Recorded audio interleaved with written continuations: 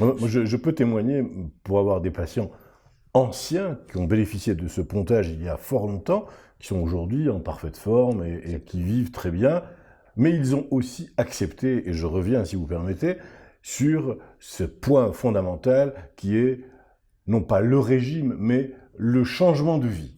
C'est-à-dire arriver à modifier ses équilibres alimentaires, avoir une vie différente, faire du sport, en tout cas avoir une activité physique, manger différemment, arrêter le tabac, etc. C'est très important ce que vous disiez, vraiment. C'est capital. C'est capital. Je crois que les services de cardiologie sont très actifs, posent des stents, font des angioplasties, mais je pense que le rôle du cardiologue, tout cardiologue, est de faire comprendre aux patients ce que vous avez dit, c'est-à-dire que le traitement de fond de la maladie est capital. La prise des médicaments, les patients sont parfois non compliants, ils ne prennent pas leurs médicaments, ils arrêtent les bêta-bloqueurs, ce qui est extrêmement dangereux, ils arrêtent l'aspirine, ils ne prennent pas les statines parce qu'ils ont des effets secondaires, mais il faut leur faire comprendre que c'est le vrai traitement de l'angine de poitrine, que l'angioplastie les a aidés à alléger leurs symptômes, mais que s'ils veulent être en dehors de l'hôpital et s'ils veulent se porter bien, il faut qu'ils fassent ces efforts dont vous avez parlé, et tout médecin a pour rôle d'aider le patient dans ce sens. Écoutez, merci infiniment, mais je voudrais, si vous permettez, avant de conclure, que vous concluiez, nous parler de cette révolution en matière de maladies coronariennes. Aujourd'hui, les pronostics ont complètement changé.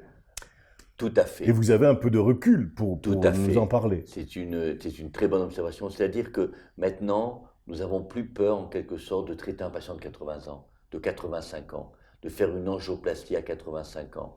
Il y a 20 ans, quand j'ai traité un patient de 80 ans par une coronarographie, on m'a traité de fou.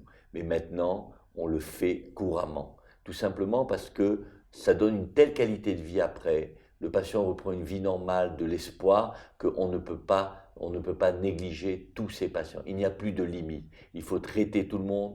Le patient vient voir le médecin pour être amélioré. Il ne faut pas l'exclure parce qu'il est âgé ou parce qu'il est complexe ou parce qu'il a beaucoup de facteurs de risque. Tout patient doit être soigné. Il n'y a plus de limite. Et c'est vrai que ce monde a changé.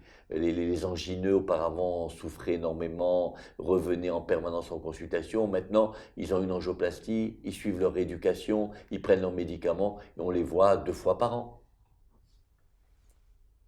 Docteur Ouzan, mon cher confrère, merci infiniment Avec pour ce plaisir. moment passé avec vous.